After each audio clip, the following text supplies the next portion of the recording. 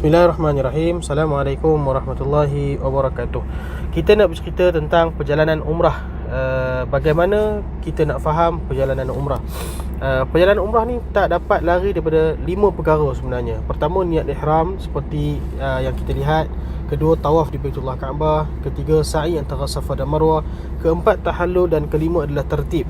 Tertib ni dia tak boleh nak dahulukan nombor 3 pergi nombor 2 ataupun nombor 3 pergi nombor 1. Dia kena bermula dengan nombor 1, 2, 3, 4 dan yang kelima tu adalah tertib. Jadi tertib tu dia kena ikut susunan lah. Baik, tuan-tuan perempuan, muslimi muslimat rahimakumullah. Pertama, kita bermula dengan niat ihram sebelum kita pergi lebih jauh kepada rukun-rukun yang lain. Niat ihram bermula dengan memakai pakaian ihram. Lepas tu berniat ihram di miqat, menjaga pantalangan ihram, dalam ihram, bertalbiyah. Okay, ini antara benda yang kita perlu bermula sewaktu kita di miqat, tuan-tuan. Yang kita lihat sekarang adalah pakaian ihram biasa bagi orang lelaki dan orang perempuan Malaysia. Orang Malaysia pakai macam ni, tuan-tuan perempuan. Jika kita dah sampai di Tanah Suci, kita akan dapat lihat kepelbagaian orang, bukan sekadar orang Melayu Malaysia sahaja. Macam-macam. Ada orang Turki, ada orang Afrika, ada orang Cina dan bermacam-macam lagi. Cumanya orang lelaki pakaian dia sama sahaja, tak ada beza pun, kan? Dia berbeza bagi orang perempuan sahaja, dia punya pakaian-pakaian dia. Jadi bagi orang perempuan pula, dia bermacam-macam. Ada orang India yang selalunya kita lihat dia tak pakai stokin. Ada orang yang kalau kita lihat kat sini, ada orang India ada juga yang pakai yang macam ni. Ada orang Afrika, ada orang Malaysia dan sebagainya. Tetapi bagi kita yang orang Melayu Malaysia, tutup aurat daripada hujung rambut sampailah hujung kaki, itu adalah wajib dan menjadi kewajipan untuk kita jaga. Sekarang kita masuk pula tentang lafaz niat ihram sewaktu kita di miqat. Lafaz biasanya adalah seperti yang kita tunjukkan di skrin kita, nawaitul umrata wa ahramtu biha lillahi ta'ala. Sahaja aku mengerjakan umrah dan aku berihram dengannya kerana Allah Ta'ala. Boleh juga dengan kita sebut labbaik Allahumma umratan, aku sedia menyahut seruanmu, seruan umrah untukmu ya Allah. Okey. Jadi siapa yang perlu untuk melafazkan niat bersyarat ini? Pertama, orang perempuan yang khawatir datangnya haid sewaktu ibadah umrahnya. Yang kedua, bagi orang yang uzur, sama ada lelaki ataupun perempuan, yang khawatir ibadatnya terganggu disebabkan keuzuran mereka. Bila dan bagaimana pula untuk kita melafazkan niat bersyarat ini? Bila adalah sewaktu sebelum kita sampai di kawasan miqat. Sama ada kita naik kapal terbang daripada Malaysia, sebelum kita sampai di Qarnul Manazil itu, kapal terbang dia akan maklumkan bila kita akan sampai. Jadi sebelum kita sampai tu kita kena berniat. Kalau kita di Madinah, sewaktu kita sampai di Zulhulaifah ataupun Bir Ali itu, sewaktu itu kita kena berniat sebelum kenderaan kita bergerak. Jadi bagaimana kita nak berniat? Kita bermula dengan nawaitul umrata wa ahramtu biha lillahi ta'ala. Sahaja aku niat umrah dan aku berihram dengannya kerana Allah Ta'ala. Labbaik Allahumma umratan, ya Allah kami sahut suramu ya Allah dengan umrah. Allahumma mahilli haitsu habastani, ya Allah di mana datangnya halangan, di situlah aku halal. Bagi mereka yang khawatir berlakunya keuzuran sehingga terhalang ibadah umrah mereka, mereka digalakkan untuk berniat bersyarat, kerana perkara tersebut adalah suatu keringanan yang diberikan oleh Allah Subhanahu Wa Taala kepada kita. Dan seterusnya kita bertalbiyah sehinggalah kita nampak Baitullah Kaabah. Labbaik Allahumma labbaik, labbaik la syarika laka labbaik, innal hamda wan ni'mata laka wal mulk la syarika lak. Okey, jadi kita terus kepada miqat pula, tuan-tuan perempuan. Baik, tuan-tuan perempuan, sekarang ni kita nak masuk dan nak ceritakan tentang lokasi miqat. Apa itu miqat? Miqat ni dia ada dua. Satu miqat makani, yang kedua miqat zamani. Miqat zamani dalam bahagian umrah ni langsung tak ada, dia terbuka. Tapi miqat makani yang kita nak ceritakan iaitu miqat tempat. Di manakah tempat yang boleh untuk kita berniat sewaktu kita nak buat ibadat umrah ini? Bagi orang Madinah yang kalau kita dah terbang daripada tanah air Malaysia terus ke Madinah, di bumi Madinah sebelum kita masuk ke Mekah, miqat dia adalah Bir Ali seperti di dalam skrin ini. Ataupun kita sebut kepada Zal Hulaifah. Dan selepas tu kita ada Qarnul Manazil. Kalau kata kita terbang daripada Malaysia terus kita lalu Qarnul Manazil dan Yalamlam, Juhfah dan sebagainya. Jadi concern kita adalah sebelum kita melintasi kawasan miqat ataupun kita berada di kawasan miqat, kita perlu berniat dengan niat yang kita sebut di tadi, yang mula tadi, nawaitul umrata wa ahramtu biha lillahi ta'ala, nawaitul umrata wa ahramtu biha lillahi ta'ala, labbaik Allahumma umratan. Bagi orang perempuan yang dikhawatiri datangnya haid, dia akan sebut Allahumma mahilli haithu habastani.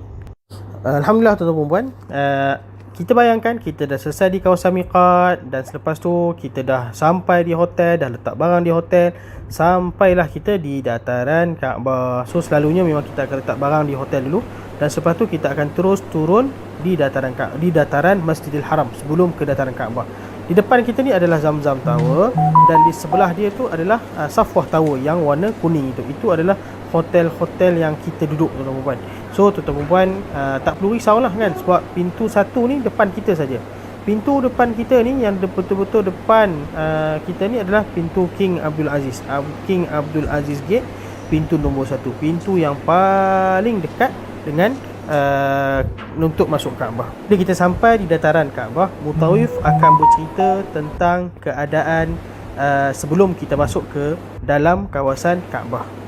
Jom kita ikuti simulasi bersama mutawif. Assalamu alaikum. I am honored to join you in a training course for Umrah. It is advisable to do ghusl, purification of the body, shower of wudu before ihram, and that is following the doing of Prophet Muhammad, peace be upon him. The man should take off his stitched clothes before ihram, and he should wear 2 unstitched upper and lower white garments and a pair of shoes. It is prohibited for a person who intends to perform Hajj or Umrah to go beyond Miqat without ihram. Those who passed Miqat without ihram will have to offer blood atonement to the Purs of Haram, or he has to go back to the Miqat of his own country from which he came from to do ihram. Ihram is the intention to perform Umrah, saying, "Here I am, O Allah, to perform Umrah." And it is advisable to say, "If I am prevented by any obstacle, my place is wherever I am held up."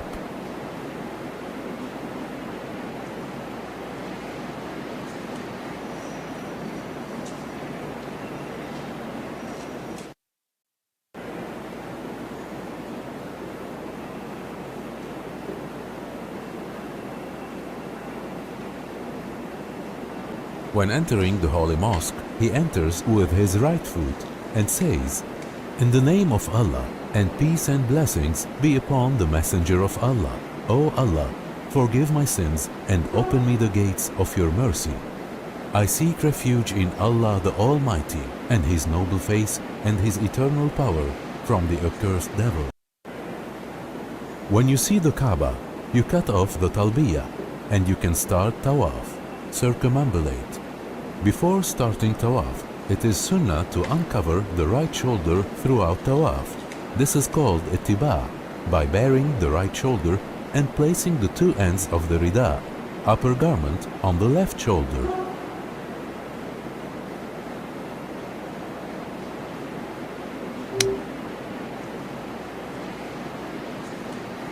Well, after ittiba, we can start Tawaf from the black stone.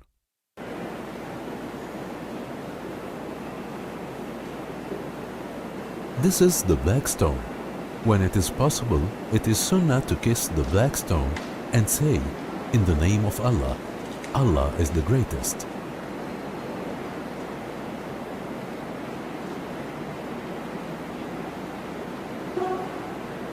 If you cannot, point the black stone, saying, "In the name of Allah, Allah is the greatest." Do this in every round when you pass the black stone. In addition to ittiba', it is sunnah to do ramal in the first 3 rounds of tawaf, meaning walking quickly with short steps. This is for men only, not women.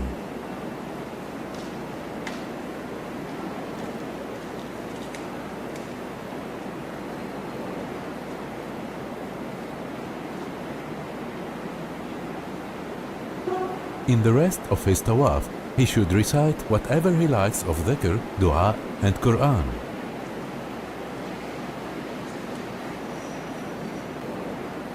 This arc is the Hijr Ismail. One of the common mistakes is passing between it and the Kaaba. The correct tawaf is from outside the arc because it is considered a part of Kaaba.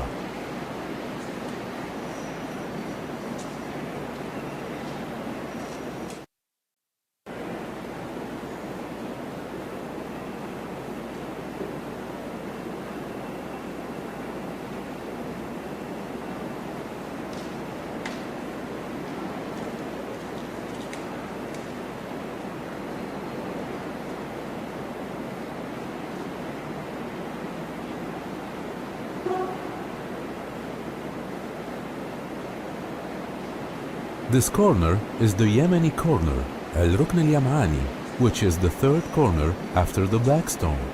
If you can, touch it with your right hand, saying, "In the name of Allah, Allah is the greatest." Between the Yemeni corner and the black stone, say, "Our Lord, give us in this world that which is good, and in the hereafter that which is good, and protect us from the punishment of the fire."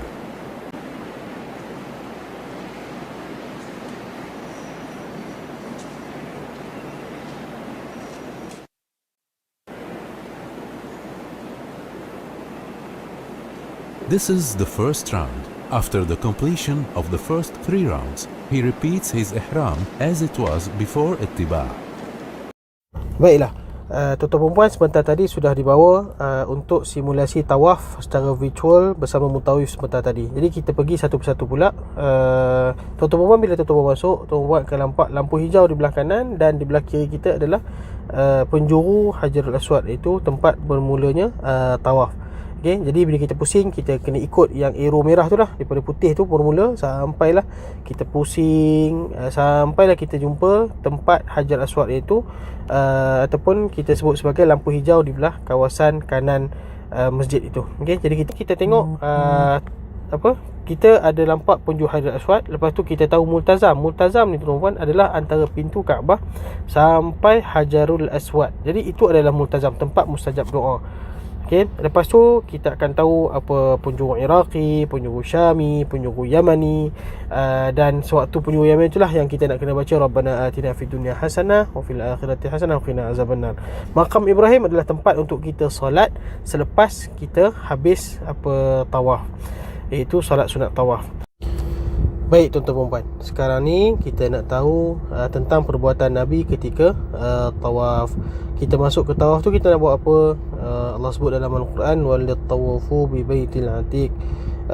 Maksudnya kita masuk tu adalah dengan niat untuk bertawaf, untuk pusing Kaabah kan. Tawaf ni maksudnya pusing Kaabah lah. Kita nak masuk pula berkenaan dengan kesalahan ketika tawaf dan doa dan zikir ketika tawaf.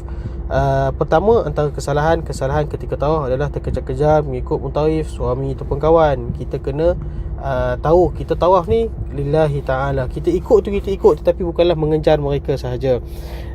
Orang perempuan nampak aurat lengan, ketinggian melambai. Wanita juga memakai seluar stocking yang jarang, seluar yang jarang, kadang telekung pun yang jarang juga. Itu menjadi satu kesalahan.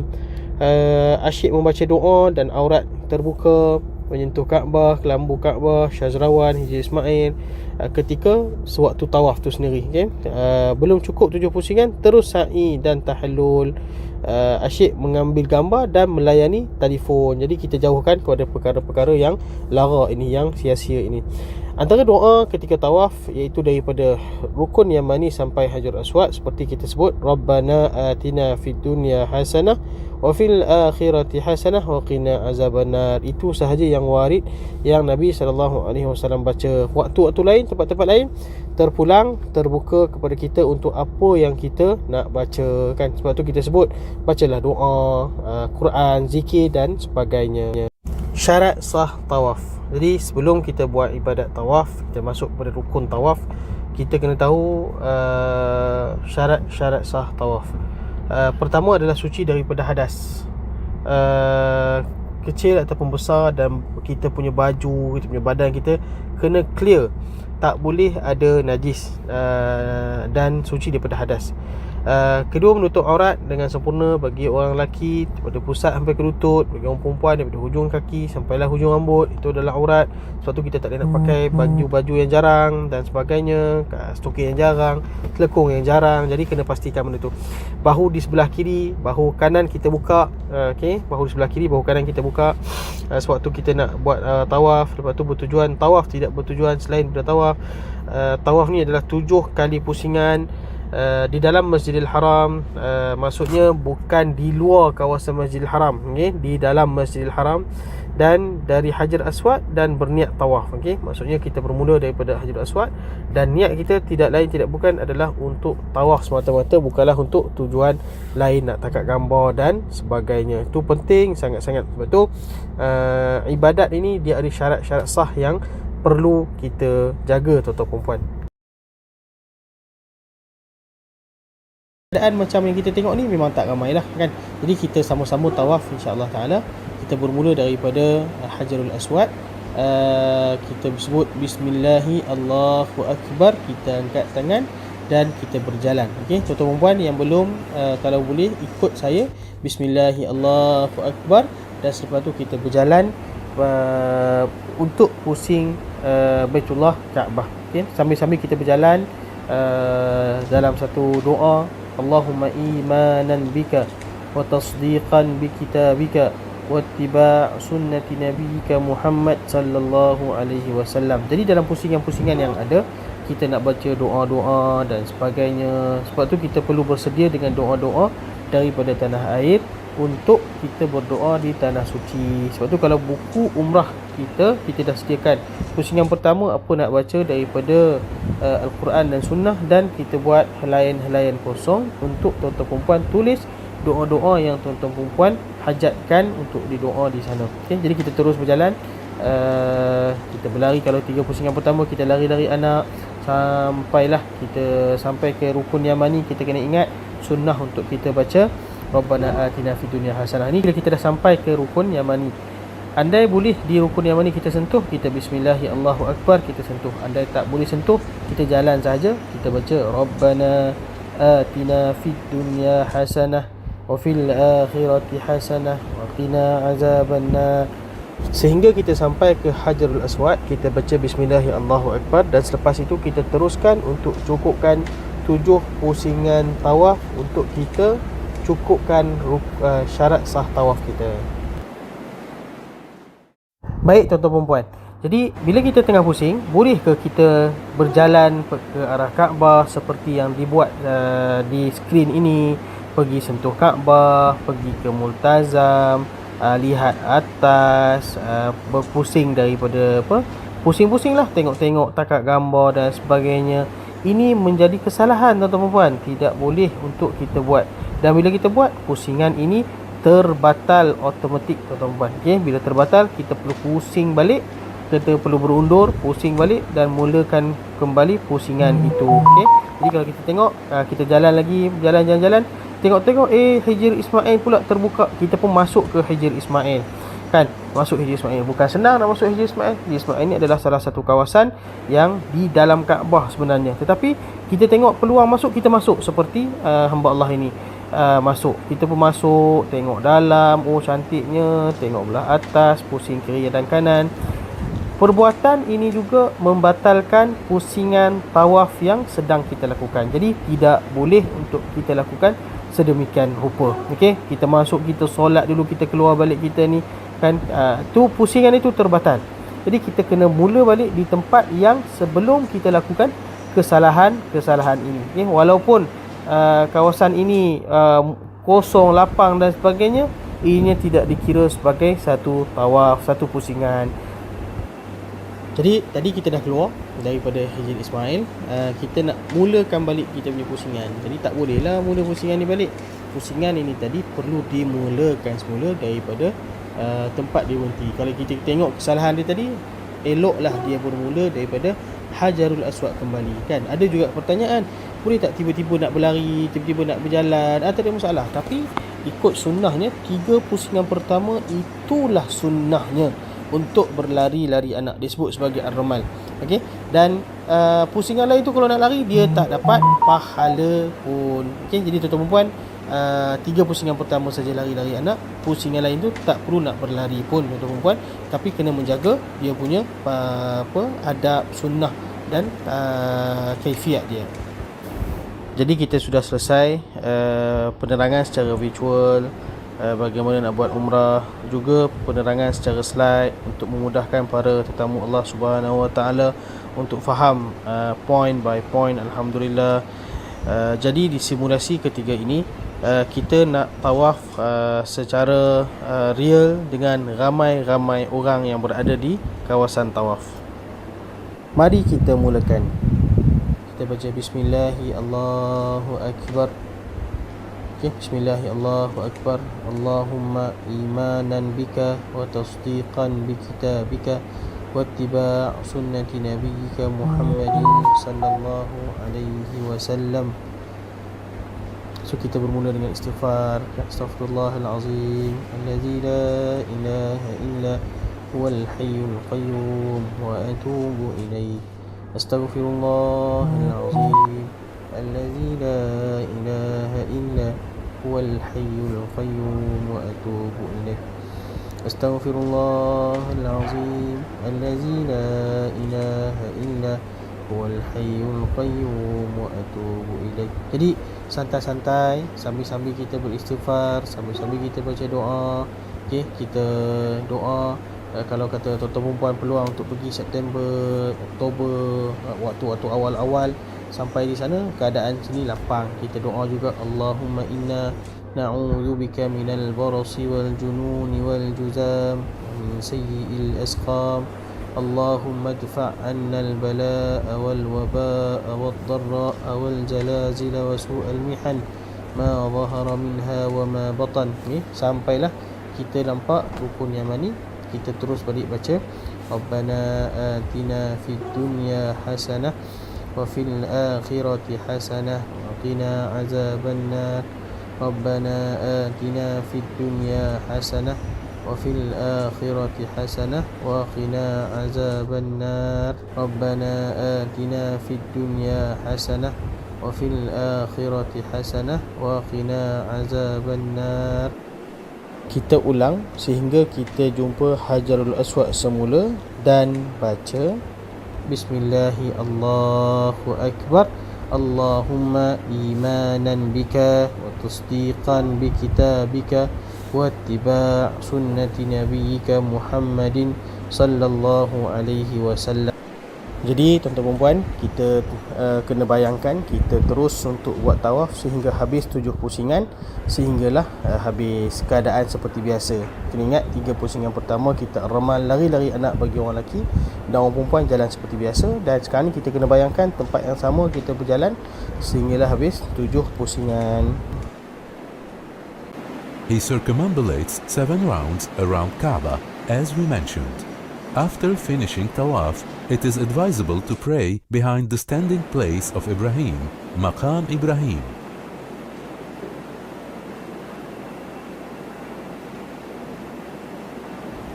Jadi alhamdulillah selesailah kita punya ibadah kita, daripada rukun pertama, rukun kedua, rukun ketiga, dan ini akhirnya rukun ketiga kita, alhamdulillah. Jadi kita pergi ke belakang Maqam Ibrahim untuk kita standby untuk solat sunat tawaf, kan. Tuan-tuan perempuan, bila kita cari spot, dah jumpa spot, kan, kenapa Allah sebut wattakhidhu min maqami Ibrahim musalla, dan kita berdiri kat situ, kita solat sunat dan kita salli sunnat at-tawafi raka'ataini lillahi ta'ala. Kita pun solat 2 rakaat. Rakaat pertama lepas kita baca Fatihah, kita baca qul huwallahu ahad. Rakaat kedua kita baca qul ya ayyuhal kafirun, dan selesailah tawaf rukun yang ketiga.